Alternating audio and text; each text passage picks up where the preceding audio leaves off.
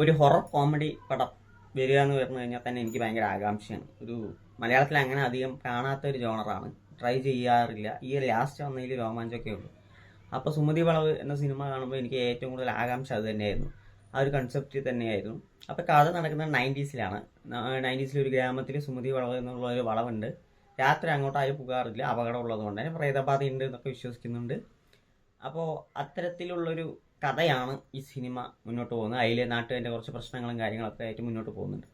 സിനിമയുടെ തുടക്കത്തിൽ തന്നെ എന്താ പറയുക, നല്ലൊരു കൺസെപ്റ്റ് വൈസ് നോക്കുകയാണെങ്കിൽ വളരെയധികം അടിപൊളിയായിരുന്നു. പിന്നെ 90s സെറ്റ് ചെയ്തിരിക്കുന്ന രീതിയും കൊള്ളായിരുന്നു.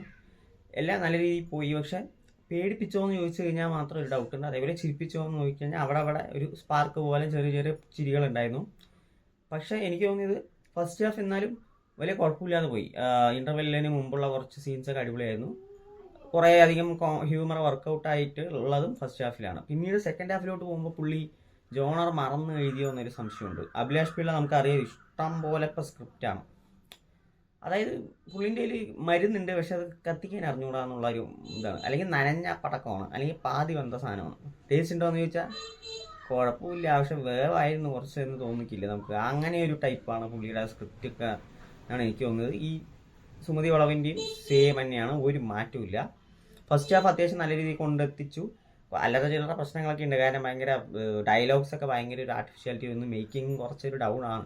പക്ഷേ സ്റ്റിൽ ഒരു അത്യാവശ്യം ഹ്യൂമർ വർക്കൗട്ട് ആയിട്ടുണ്ട്, ത്രില്ലിംഗ് ഉണ്ടായിരുന്നു, എല്ലാം ശരിയായിരുന്നേ. സെക്കൻഡ് ഹാഫിലോട്ട് പോകുമ്പോൾ ഞാൻ പറഞ്ഞ പോലെ ജോണർ തന്നെ മാറിയിരുന്ന ഒരു അവസ്ഥയാണ്. പിന്നീട് സുമതി വളവുമില്ല, പ്രേതവുമില്ല, ഒന്നുമില്ല. പിന്നെ പുള്ളി നായകൻ്റെ റൊമാൻറ്റിക് ട്രാക്ക് പിടിക്കുന്നു, അതിൻ്റെ കല്യാണത്തിൻ്റെ വിഷയങ്ങളാകുന്നു.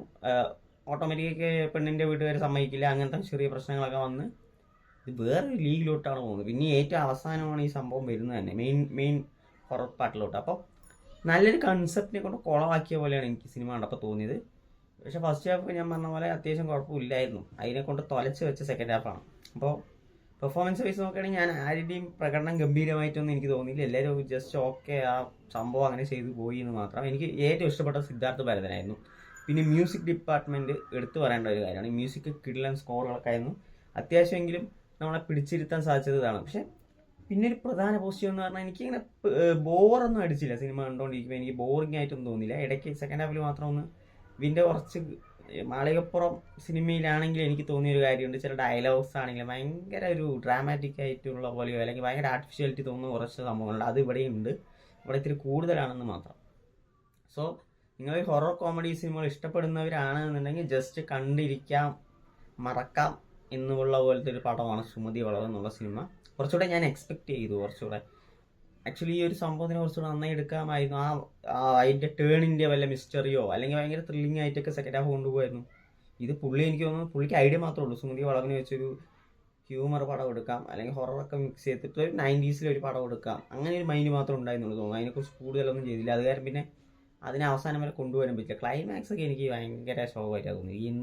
ഞാൻ പറഞ്ഞ സെക്കൻഡ് ഹാഫ് മൊത്തം പടം ജോണറെ മാറിപ്പോയ പോലെയാണ്, എന്തൊക്കെയോ ചെയ്ത് ഒപ്പിച്ചു, അത്രയേ ഉള്ളൂ പടം. അല്ലാതെ അങ്ങനെ ഭയങ്കരമായിട്ടൊന്നും ഇതാകാൻ സാധ്യതയില്ല.